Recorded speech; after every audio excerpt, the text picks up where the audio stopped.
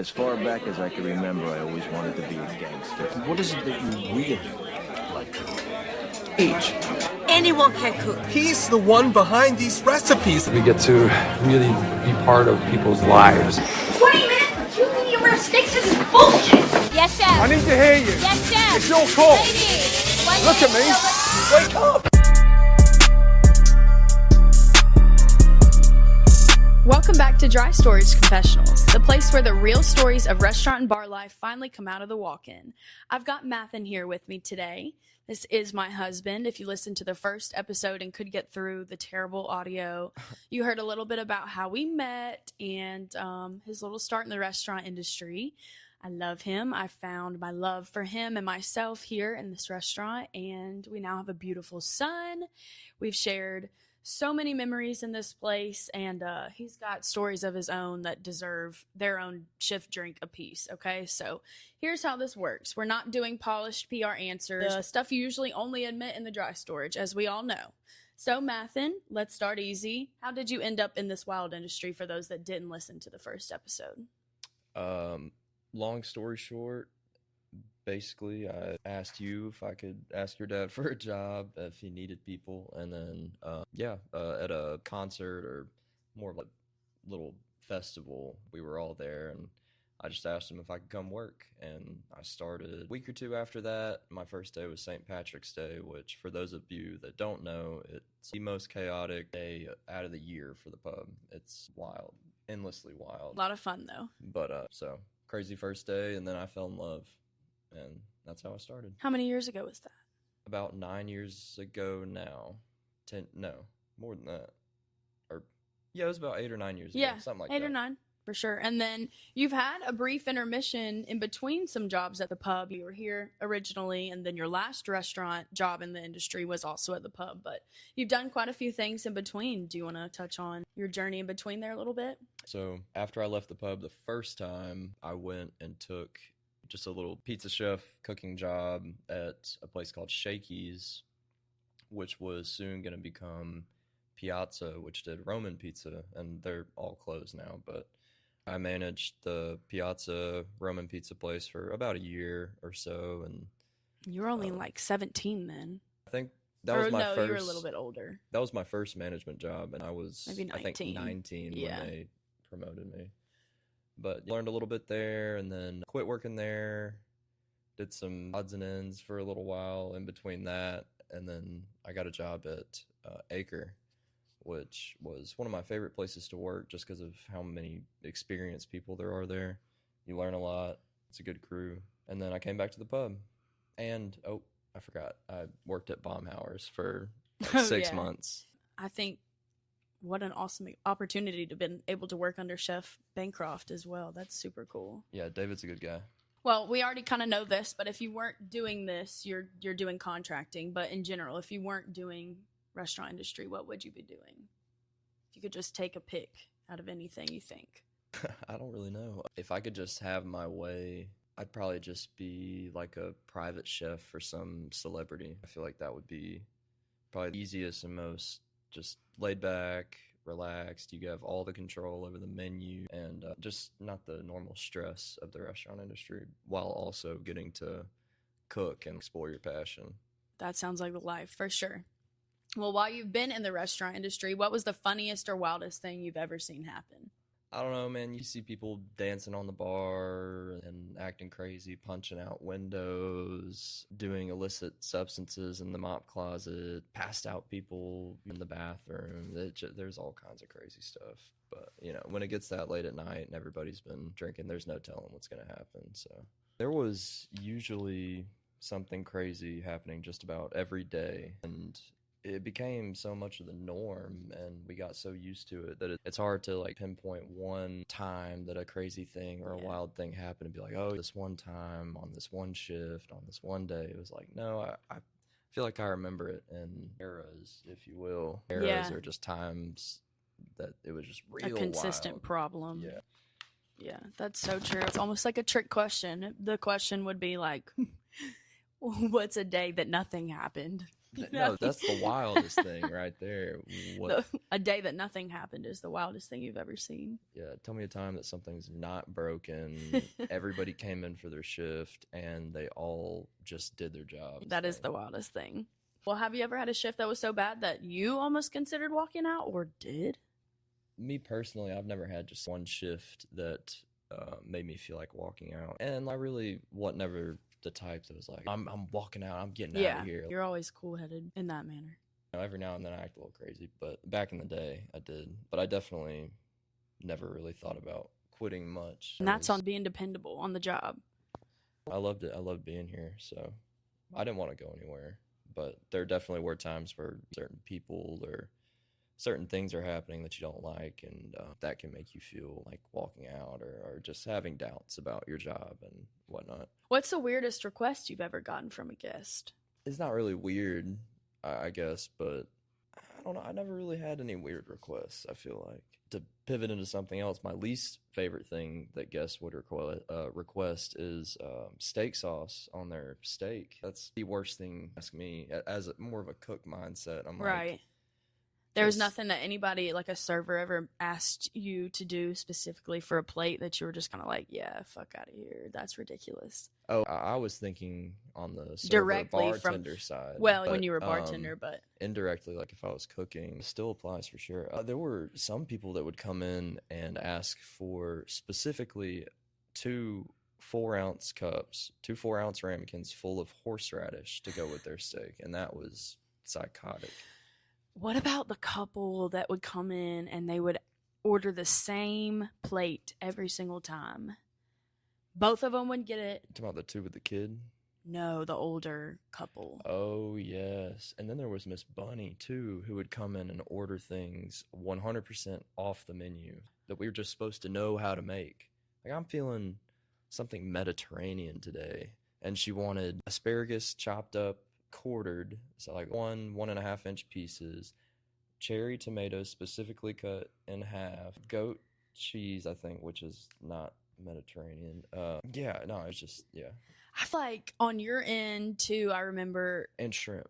Came with shrimp. Asking, and then olives. Sorry. No, you're good. I just it's all coming back to you now. It's all coming back. If she walked in today, just the request of cutting up burgers. And not just for a kid or something, like it would be typed in the server notes, like requesting for you to cut my steak up for me and cube it. Grown ass men.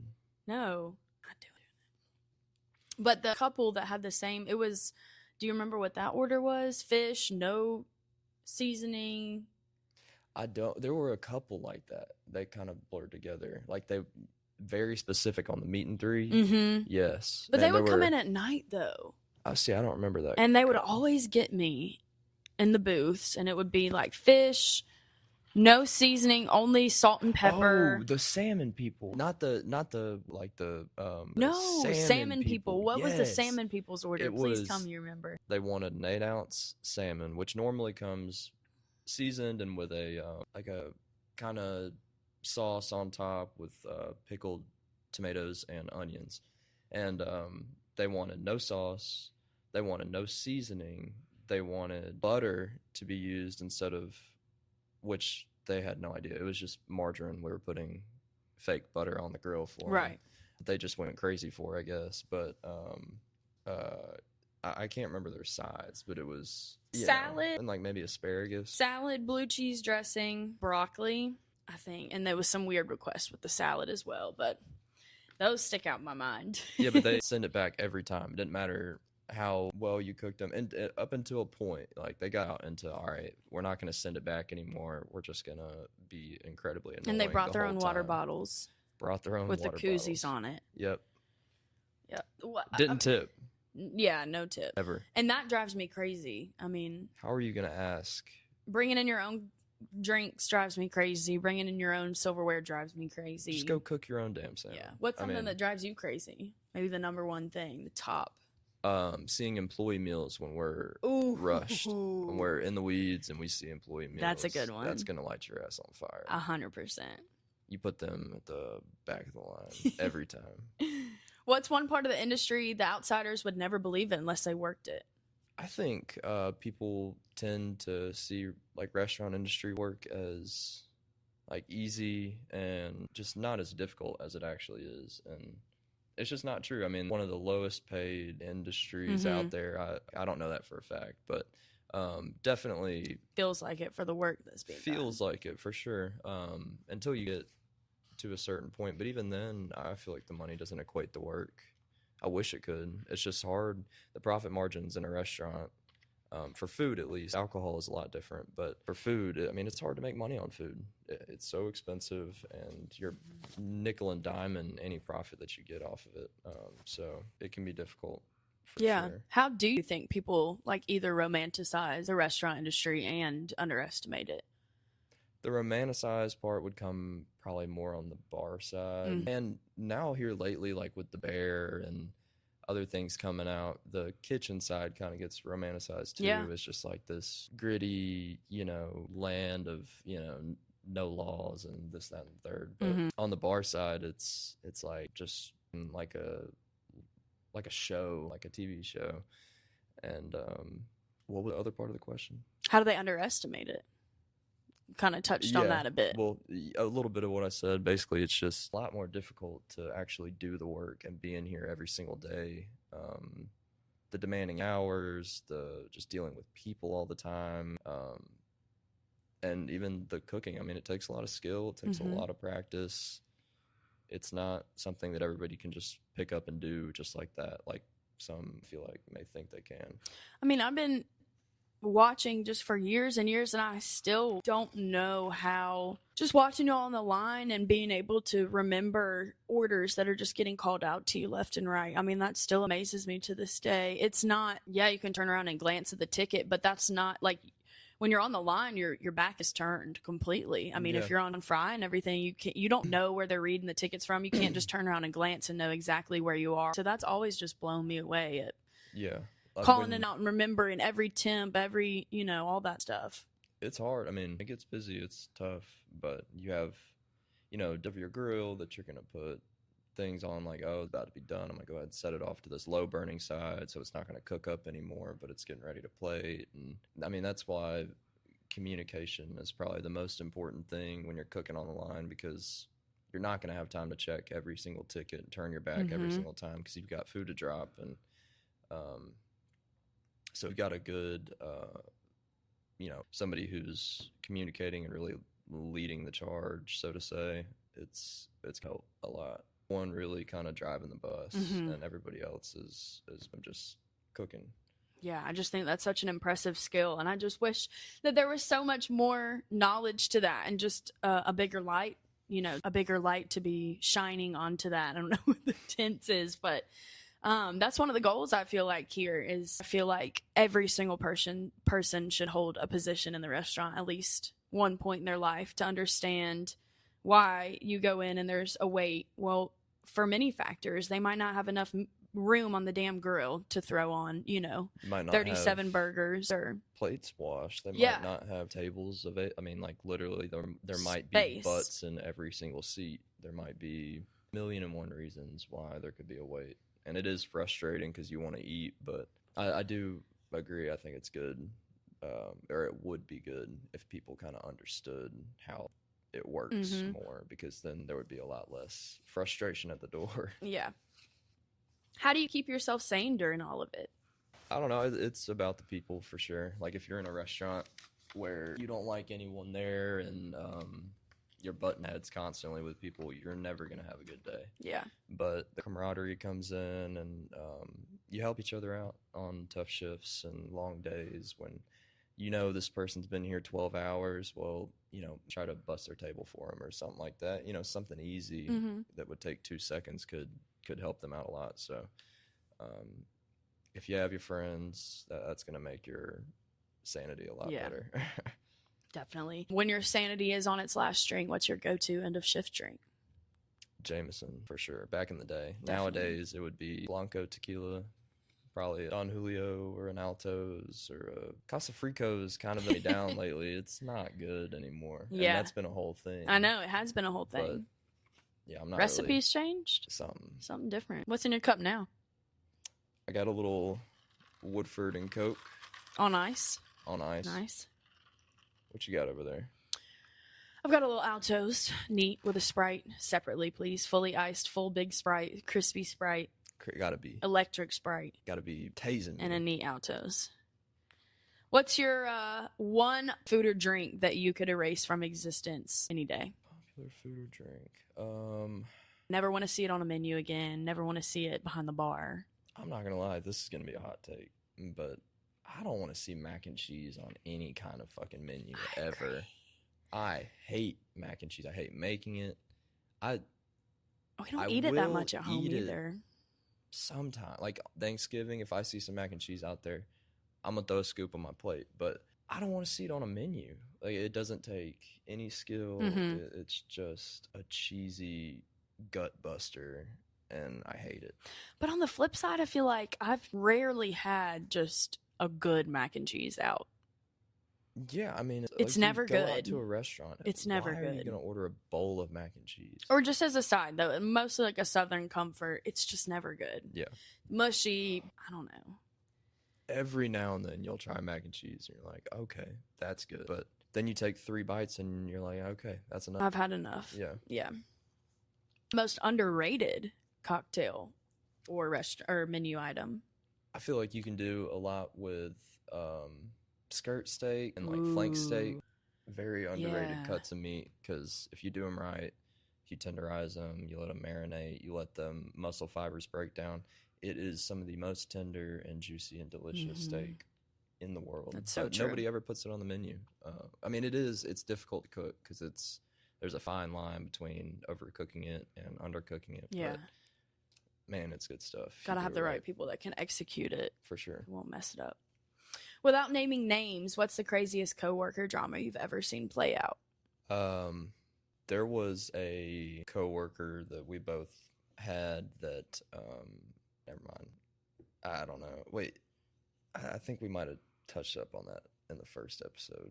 I'll say it again, because it is probably the craziest thing. There was a coworker that we both worked with, and he was always up to something, and we were close with this dude.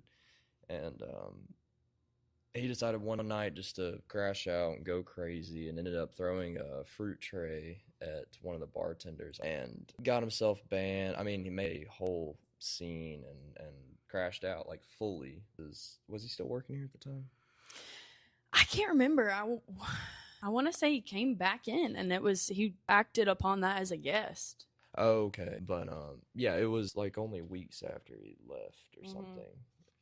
It was crazy. Got banned, the whole 9 yards. Yeah, that takes the cake.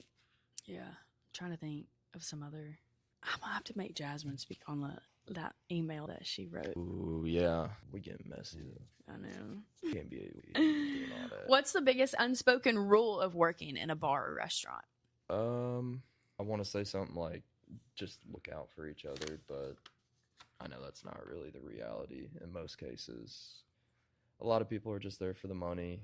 I mean, that is why you get any job, obviously, but still, some more so than others would sit there and throw you under the bus, and just to get ahead or get a better section or this, that, and the third. Yeah. It can be little things, but I know that doesn't really answer your question. It's just where it ended up, but that's all okay. I got. Have you ever been caught talking trash about a customer or coworker?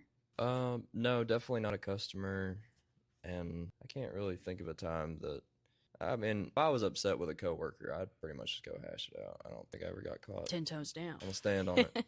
Not to say that I've never talked about a coworker behind their back. I've done that. Everybody's done You just that. said he didn't get caught.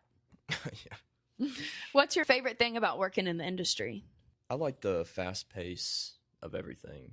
That's what I fell in love with the most, was just the learning how to be quick and execute efficiently was really cool, because it's a high when you're back there on the line or you're making drinks and you don't even have to like think of your actions. Your hands just kind of feel like they're moving. You're going so quick and you're selling this food. Yep. You're clearing out the well or, this, that. Good feeling. And then, you get everybody taken care of at the bar. You clear all the checks off and you just kind of take a look around. You're like, yeah, we did that shit. Like, I feel good. What's your most dry storage confessional moment? The one that you tell your coworkers in the dry storage and never to a customer's face. You can say like just any server coming in to complain about their table. They're obviously going to tell the serving staff that, and the dry storage just boning and just getting through the shift and venting. But what are you going in there to say? Fuck this shit. I'm ready to go home. Like, if I go in and say anything, I guess that would, been here for 12 hours. I'm ready to go home. This motherfucker asking me for steak sauce. Sit on the oil boxes and... Yeah. At the end of the shift, that was always a good move, to go into the dry storage and, pull out the fry oil and take a seat, lean back on the racks, compose be about yourself. 10 deep in that motherfucker. Mm-hmm. Yeah, on busy days, it'd be 10 deep in the server alley. Well, if the walk-in freezer could talk, what secrets would it spill? What would it expose you of? Me personally? Maybe? Just in general? Definitely crushed a beer or two by myself in the cooler, which I did not create that move. I adopted that move. Crushed a few beers, hid a time or two. But walls could talk in there for sure. Yeah. They could say a lot about some other folks. We need to keep that shit on mute. Mm-hmm. What's some advice that you give to someone that was starting their first shift tomorrow? A little Mathan. If Mathan was starting his first day tomorrow, what would you tell him? Keep your head down. Don't get too cocky. Just when you think you know a lot, there's some other dude that knows 100 times more than you. So definitely stay humble.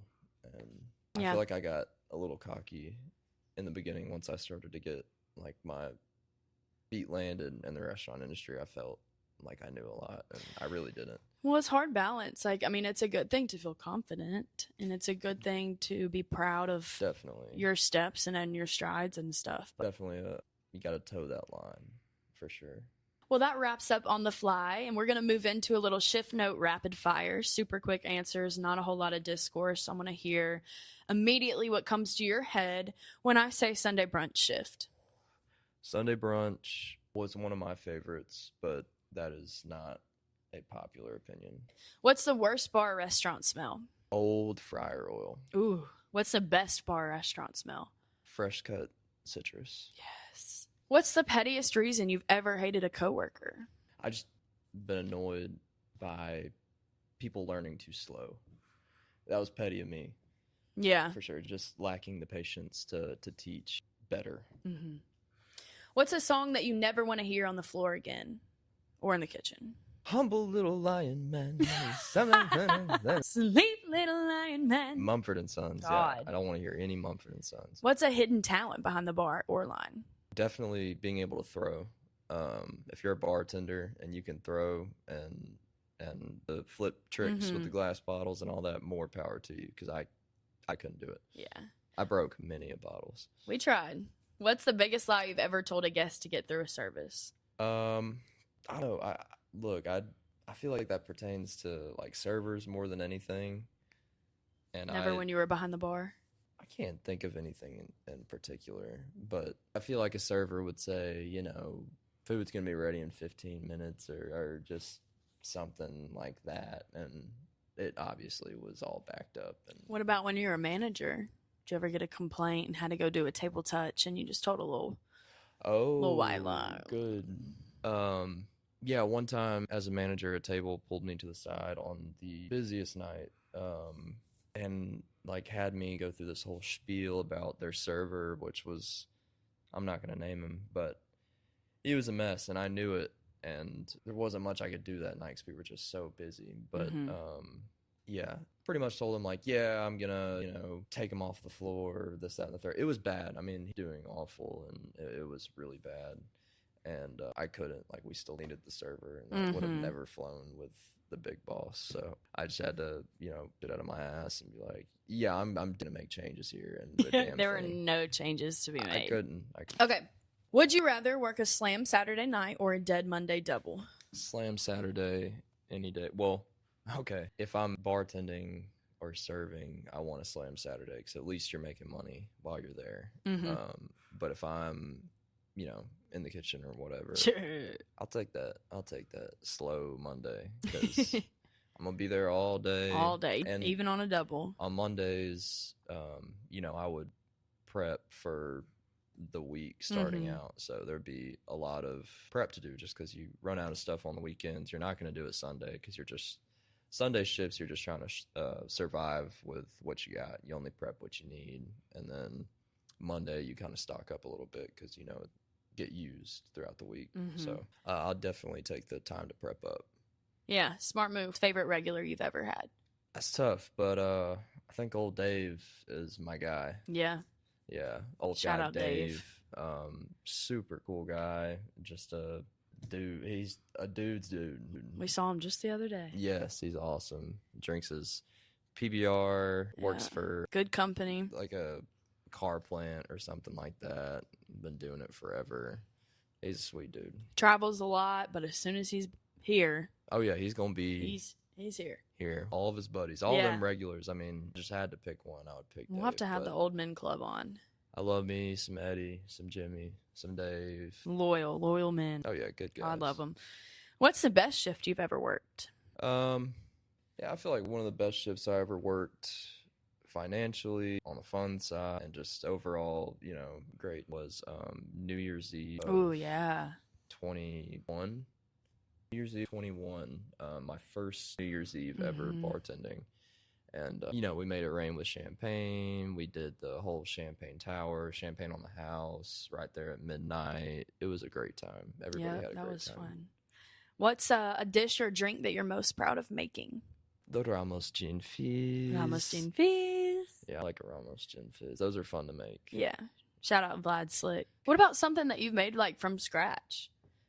Maybe more so food-wise, I guess. There was this one dish I made with salmon, palm puree, reduction, asparagus, some cherry tomatoes that were just kissed in the pan. It was really good. But I never ended up doing anything with it. I have a picture of it. Yeah. But that's all I got. It was really fun to make, though. Favorite hack for Behind the Line? Go-to hack? Good speaker. A good speaker is going to take you far when you're cooking. Who's on the lineup? On the speaker? Yeah.